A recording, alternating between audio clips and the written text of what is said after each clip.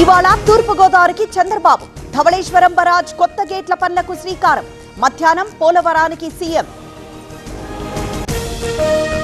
తిరుమలలో కొనసాగుతున్న భక్తుల రద్దీ. శ్రీవారి సర్వదర్శనానికి 24 గంటల సమయం. శిలాతోరణం వరకు భక్తుల క్యూలైన్. ఇవాళ ములుగు జిల్లాకు భట్టి ఉత్తమ్, దేవాదుల పంప్ హౌస్ పరిశీలించనున్న మంత్రులు. ప్రాజెక్ట్ దగ్గర నీటి లభ్యతపై సమీక్ష. నేటి నుంచి బీజేపీ సింగరేణి భరోసా యాత్ర. 2 రోజుల పాటు సాగనున్న పర్యటన. నేడు కొత్తగూడెంకు కిషన్ రెడ్డి, సీనియర్ నేతలు.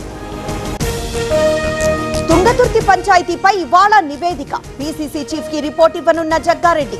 3 మండలాల్లోనే విభేదాలున్నాయన్న జగ్గారెడ్డి. హైదరాబాద్ తిరిగొచ్చిన వియత్నాం బాధితులు. పీఎంఓ వేగంగా స్పందించిందంటూ కృతజ్ఞతలు. సహచరులను కోల్పోయామంటూ ఆవేదన.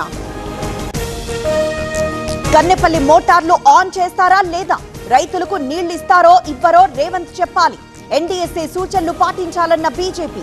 20 ఏళ్ల అనుభవం కలిగిన రోబోటిక్ మరియు orthopedic surgeon doctor Ravindra Patil ఆధ్వర్యంలో 1 మిల్లీమీటర్ ఖచ్చితత్వంతో రోబోటిక్ నీ రీప్లేస్మెంట్ సర్జరీ ద్వారా తక్కువ నొప్పితో సురక్షిత చికిత్స. కేవలం 24 గంటల్లో నడక ప్రారంభం, 3 రోజుల్లో డిశ్చార్జ్. రోబోటిక్ మోకాళ్ల మార్పిడికి నమ్మకమైన స్థలం ట్రీట్మెంట్ రేంజ్ హాస్పిటల్స్. నొప్పి లేని జీవితానికి ఇప్పుడే సంప్రదించండి 9888192228. 50 లక్షల ఎకరాల్లో ప్రత్యామ్నాయ పంటలు. 3 దశల్లో సాగు ప్రణాళికల అమలు. నివేదికల ఆధారంగా తెలంగాణ ప్రభుత్వం నిర్ణయం. హామీల అమలులో తెలంగాణ ప్రభుత్వం విఫలం. ప్రజల ఆశయాలను బీఆర్ఎస్ నెరవేర్చలేకపోయింది. అవినీతి అప్పులతో రాష్ట్రం నష్టపోయిందన్న రఘునందన్.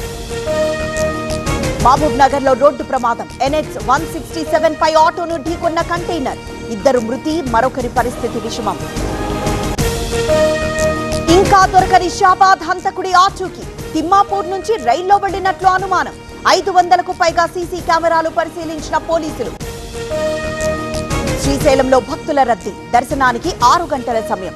భక్తులకు ఇబ్బందులు లేకుండా ఏర్పాట్లు. సిద్దిపేట జిల్లా చెల్లాపూర్లో పేలిన ఫ్రిడ్జ్. ఇంట్లో ఎవరూ లేకపోవడంతో తప్పిన ప్రాణ నష్టం. షార్ట్ సర్క్యూటే ప్రమాదానికి కారణంగా అంచనా. భద్రాచలం ఉత్తర ద్వార పనులు ప్రారంభం. డిసెంబర్ చివరి నాటికి పూర్తి చేసేలా ప్రణాళిక. ఆలయ విస్తరణలో భాగంగా కొత్త నిర్మాణం. Dance master Jani versus Shekhar. ఒకరిపై ఒకరు పరస్పర ఆరోపణలు. అసోసియేషన్ ఎన్నికలపై విభేదాలు. ఓట్ చోరీతో కొన్ని రాష్ట్రాల్లో ప్రభుత్వాలు కూలిపోయాయి. ఎస్ఐఆర్ ప్రక్రియ పారదర్శకంగా జరగాలి. అప్రమత్తంగా ఉండాలన్న వర్ధన్నపేట ఎమ్మెల్యే నాగరాజు.